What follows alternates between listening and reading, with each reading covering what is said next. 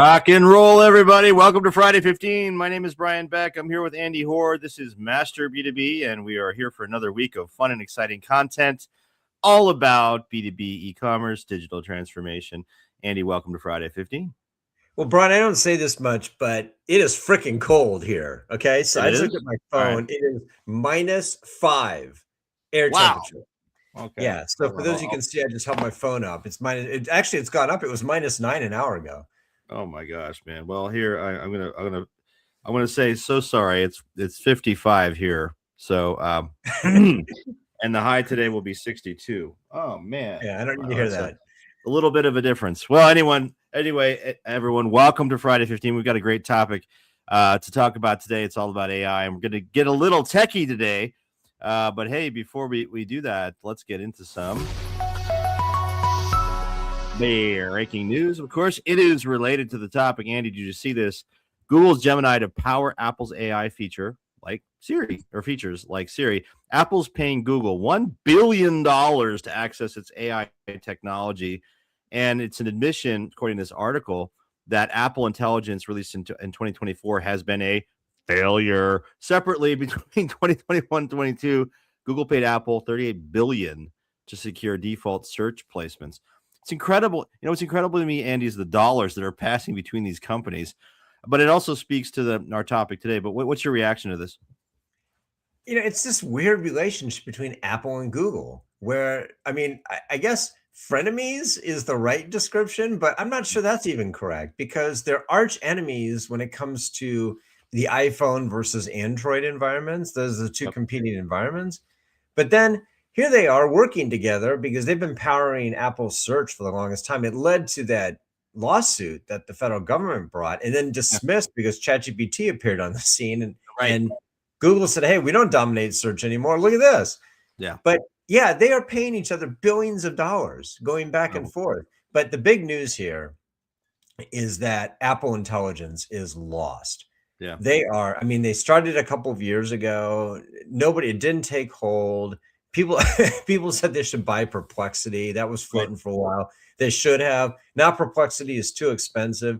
I don't know what the hell Apple's doing when it comes to their AI stuff, but they just surrendered to their arguable arch rival Google. Yeah. And by the way, it's also not good news for Microsoft because the other option here was ChatGPT and Apple just chose Google. So we'll talk a bit more about how this oligopoly, there's the key word today, is evolving. Well, it's fascinating because it's all, is it migrating all to sort of just a few platforms? That really is our topic today, is intelligence on demand, AI, becoming an oligopoly. That's what we're going to talk about. And, it ties into how these companies are, how they're investing. That's big news from Apple and kind of the change in the overall environment. And, it's really turning into a war, right? A fight for the future, protocol wars.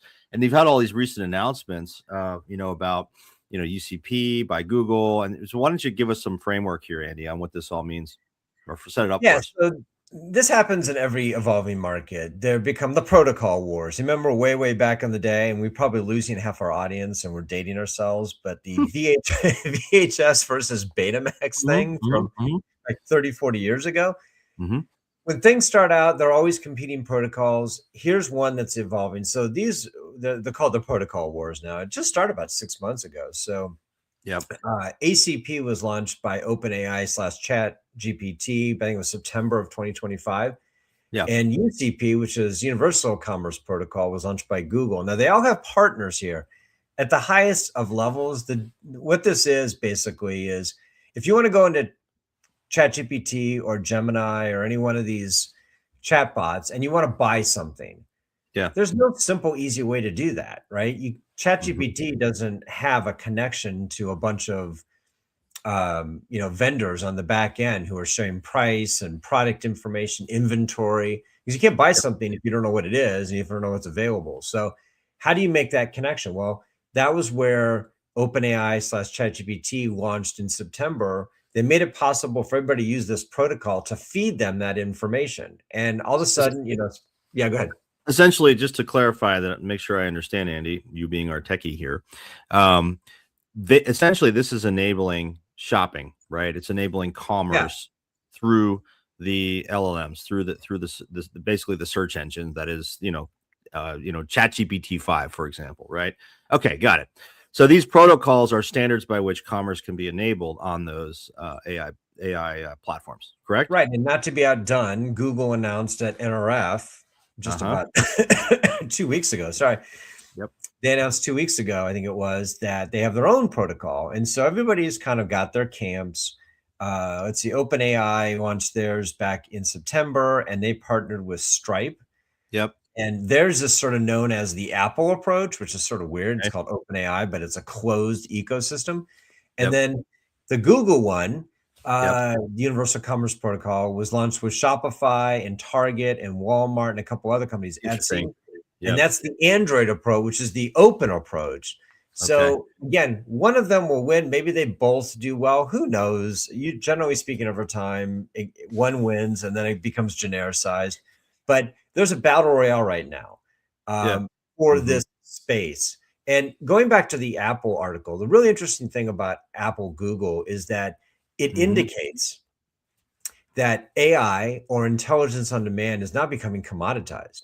Hmm. So Apple didn't need to develop their own version. They just bought it on Interesting. the open market, right? Yeah. So that was what led us to kind of think about this. Okay, so what are the options for buying AI on the open market? And I think if you just do that slide up there Yeah, really sure. are 8 companies Mhm. that are playing in the space right now. And we call it a $3 trillion battle royale because, believe it or not, that's just the money that they're spending right now. Oh my gosh. That's That's how not much the market investment is universe. going in? $3 trillion Yes, dollars? That's $3 incredible. trillion, which And this begs is the is this question. is this just the commerce component of it? No, these are the companies. Those 8 companies are spending $3 trillion on the infrastructure, the I see. people, I see. et cetera, I to see. be one of the players here. Now, what's Gotcha. interesting is Google's entire search business apparently is like a $300 billion business. Yeah. So do the math here. Who's going to recoup their $3 trillion investment if the market universe is only right now 300 billion? Now, we talked about this several weeks ago. The Yeah. argument is that the $300 billion market is undersized, that once this becomes available, AI can be, passed around, Right. embedded in more technologies, that $300 billion License market. costs, maybe things Yeah. like that. Yeah, right. So Yep. these guys are all betting collectively it's $3 trillion on the other end of this. I think that's probably true, but it's also probably true that not all these companies are going to succeed. But to do it, this is the really fascinating part.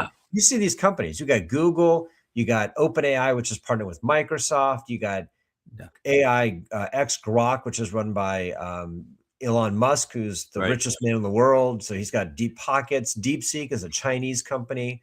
You got Right. Claude, you got Perplexity. By the way, companies like Amazon and Google are Yeah. investing in a lot of these companies in Right. addition to their own one, which is what Amazon has Titan. And then, of course, Right. just hanging out on the side there is Meta, Mhm. which is repeatedly like a multi-trillion-dollar company. And they have been the most aggressive about Mhm. hiring people with billion-dollar pay packages to lure these people in. So the question we have today is, those are 8 companies. Right. Is that the universe here? Or are there Yep. going to be more companies, fewer companies? And what does it take to be one of those companies? Well, here's what it takes. It Mhm. takes trillions of dollars. It literally does, because you have to buy those NVIDIA chips and these Yeah, GPUs right. and Right. GPUs. You've Right. got to have the right people, and you have to have the infrastructure in place to do it. I mean, if you don't have the data, you can't train the model. So Yeah. these all lend themselves this idea that this is becoming an oligopoly. Interesting. So And what is an oligopoly? well, if you Describe remember that back for me, from our professor. Econ 101 classes, Uh-huh. there's Yes. the monopoly, which is one company with total control. There's the duopoly, like FedEx and UPS, which is Right. they're Right. highly independent. I worked at FedEx for a summer, and I remember everything was, are we going to do this or not? And they're like, what is UPS doing? So that's what a Right. duopoly does. Right. Um, an oligopoly, on the other hand, is where you've got somewhere between 2 and 10. But I like Mhm. this definition. The Federal Reserve Bank of St. Louis, and probably Yep. wonky academic paper, said that if 5 firms in an industry control more than 60% of the total market sales, Yeah. like in the airline industry or the film studios industry, they call that an oligopoly. Interesting. Well, let's look at the numbers. Right. So Right. What's the market share look like? Well, um, pretty much oligopolistic, wouldn't you say? Right. Yeah. I mean, ChatGPT has 68% of the the AI chatbot market share, and Google's not far behind it. Well, is growing 18%. But then you've got, yeah. I mean, those are almost like a duopoly, Andy, right now. That's going to change, right? But yeah, but again, we talked about, Meta, who's not even really listed here because they don't Right. show up because they're less than 1%. Well, and neither But does Amazon, right? So, yeah, right, and Titan's not even in here, which by the right, way is powering parts of Rufus and the right, Amazon Business Assistant, but also not. I mean, they're right. using Perplexity, so there's a lot of double and triple dipping going on here. So confusing. And Right. but this, it makes the point that they could swap these things out like that. Yeah. You can train a model. So if Meta's model's not working, they'll dump it and use somebody else's model. If that model works for a year and then it falls apart, they'll dump it and use another one. So there really is this intelligence on demand idea, which is what Right. Apple did, right? Right. Right. But there've got to Right. be some foundational models here that are run by a couple of the big companies. The question is how many? And Right. I'm concerned that you're going to have some serious resources to do this. Well, here's the thing, though, Andy. I mean, it's like anything else. I think about this. Years ago, I used to work at AT&T. Remember it when Did AT&T you? was? Was Yeah. that were you the one who picked up the phone when I called? Uh-huh, I was. Oh, But okay. when I I thought I started, recognized your voice. well, think about this for a moment, right? When I started, and it was the 90s, and at the time there was still long distance phone service. There was a huge amount of infrastructure required back when, when the telephone system was developed, a century, whatever and a half ago, that that was required in order to invest. And so you ended up with a regulated monopoly, essentially, right? The Bell telephone system. Well, when I worked at AT&T, it was a vestige of that. It had been split up. Bell Telephone had been split up into regionals, as you recall. Yeah, like But Bell Atlantic and Pac right, Bell. Yeah. yeah, remember that? And then Yeah. AT&T actually went out there, and they were the long distance company when they split up. AT&T ran the long distance service, but then AT&T was getting into then buying all these local telephone companies. They were rebuying some of the Bell companies. They had Oh yeah. AT&T wireless services, so they had a mobile phone division. They were getting into data services. So they were attempting to rebuild, but the fact of the matter is it was all about the level of investment required to deliver a service. And there's got to be some parallels here. Obviously, we're in a very different age. Oh But yeah, telecom, railroads. railroads, There are yeah, several examples here where the amount of infrastructure required, resource requirements are so high. I mean, I can't just start an AI company. I could right, leverage somebody else's, but do you realize how much compute power you need? The data centers, the right, just the sheer power. That's a whole nother discussion for another day. yeah, We don't have a large enough grid to power these things. I mean, who can yeah. afford that?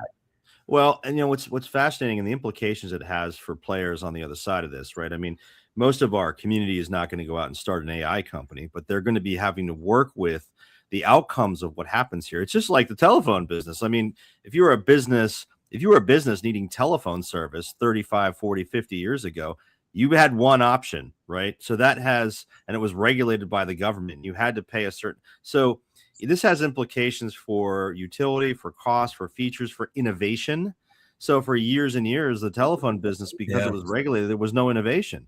So do we end up in a situation like that here? I doubt it, but Well, this is particularly, the opposite of that. It's like right, hyper innovation because, right, ChatGPT has 68% market share. You realize that's down from like 85%? right, right, right. So they're going this direction because Gemini, which we've talked about, Google Gemini has actually been on the upswing. You Right. pointed out there was an interesting article about how Google appears to be able to subsidize their Yes. AI mode without Yeah. charging for ads, whereas ChatGPT is now launching ads and charging They have to. 4%. We'll Yeah. talk about that probably next week. But Yeah. yeah, there's that going on. So I would expect that ChatGPT's market share is going to fall. Plus, Yeah. some of the other players like Meta haven't really even ramped up yet. Well, I mean, and think about it from the point of view of a VP of e-commerce at a B2B company. You're trying to figure out where do you place your digital advertising dollars. Then you look at the market share for search, and you got traditional Google search at 78%. And now you've got ChatGPT at 17% of queries. I mean, Well, this is incredible. I mean, this is all changing so fast. Where do you put your dollars and how do you even optimize? I mean, that's going to be a topic at our summit, right? How do you optimize for AEO? all this battle has huge implications for our community. Any reactions Well, here? well, what's the relevant market universe? So way back in the day, my first job out of college, I worked for an antitrust economic consulting firm. I know it sounds Oh, you weird, did? Oh, interesting. Okay. but we actually did market sizing, market entry. We talked about barriers to entry, et cetera. It was almost like a theoretical thing. It was a bunch of PhDs who worked at the FTC and the DOJ, and companies would Yep. hire us to define the market as being broader than what it appeared to be. Well, this one's interesting because is the market really about AI, this commoditized kind of Right. intelligence on demand, or is it really the front of the Right. market, which is where are you people going to make where are they going to search, right? It Right. used to be Right. Google, and now it's like ChatGPT, and we've seen that battle take place. That's why that second set of numbers might be even more interesting, because if you go back to that for a moment, Yeah. Yep. Yep. Yep.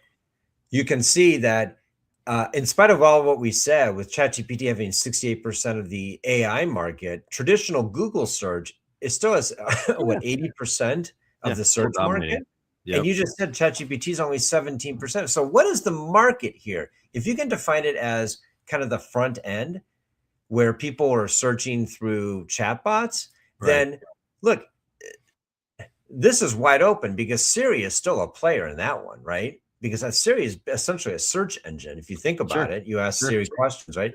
Well, if Google's powering that and also Gemini, and then you've got ChatGPT doing partnerships with everybody else, we're going to have a very interesting dynamic here. You know what's fascinating is it still all ties back to the foundation for, again, thinking about this from a B2B company's perspective. Know thy customer, right? Where are they searching? What are they looking for? How are they interacting? How are they finding you? It's raising the bar on that too, because companies have to know to stay relevant. We talk about product search shifting to Amazon. Yes, that's happened. Are you there, and are you present? Companies, it has taken B2B companies years to figure that out. So what's going to happen with with all this AEO stuff? Companies are going to be left in the dust. Now, that I think the B2B companies have an advantage, Andy, because a lot of companies have invested in content to be true authorities in their category. Yes. So perhaps, unlike maybe some of their consumer counterparts, these B2B companies, maybe this works to their advantage in the longer term, because they have invested so much in really understanding the uses and use cases of the customer, the complex technical aspects of applications and things. So maybe this will help them. Well, and it also begs the question, this is really a B2C issue right now because there aren't a lot of businesses that are going to ChatGPT or Gemini and making purchases yet. Right. Yet. Right. B2C Right. is a little different. I mean, all those companies were racing to adopt one of these two standards because they Right. want to be on ChatGPT. When somebody says, I'm looking for a heating pad, and it Right. pops up in ChatGPT and says, hey, this is one you want to buy. Here's why. Click on it, and you just make Yep. the purchase. It's a shopping cart, right? There isn't really this notion in B2B of that yet. Yet. Yet. But it does beg the question, what happens when people are using these chatbots more Yeah. frequently for everything, not just B2C, but also B2B? Yeah. Or if they're powering phones and you're doing it remotely and you're talking to Siri or you're talking to Chat GPT somehow, and you say, hey, I need this thing. It's, oh, great, here you go. B2B companies are going to have to get involved in these protocol wars. They're going to have to decide which one of these, both, neither, one, the other, I don't know, to be a part of. But the bigger issue over the horizon is, can B2B companies compete to be the front end customer experience? That's over the horizon. That's a Well, much yeah. bigger issue. But this is all leading in that direction. So that's why we wanted to do this, was to let the B2B companies know that you got to pay attention to these protocol wars because you're probably Right. going to have to be a part of it. And over the horizon, it may displace you to some extent. Yeah. So, right, just like Amazon has done with their search and all the search shifting there. So Exactly. we Yep. we wanted to ask. This is, again, it's a little bit of a techie issue, but it has business implications, guys. And so those of you listening, you need to pay attention to this. And we actually asked our community, Andy, through LinkedIn. We said, hey, how many foundation models do you think will power this whole market in 5 years? And it was all over the place. I mean, I people, know, it's basically a third, a third, a third. Some said 2 to 3, 30% said, 39% said 4 to 5, 36% said more than 6. people don't know, and I think this is reflective of, even we don't know. It's gonna Well, what we're do you gonna have to think? keep. I'm going to ask you and put you on the spot. What's Well, your guess? I think that, to your point about commoditization, it's going to get to a point where some of these elements are commoditized, and I think that other companies will use things that companies invest in, like Google, OpenAI, whoever, to develop the infrastructure and then leverage that infrastructure, just like the whole Apple story we talked about at the beginning.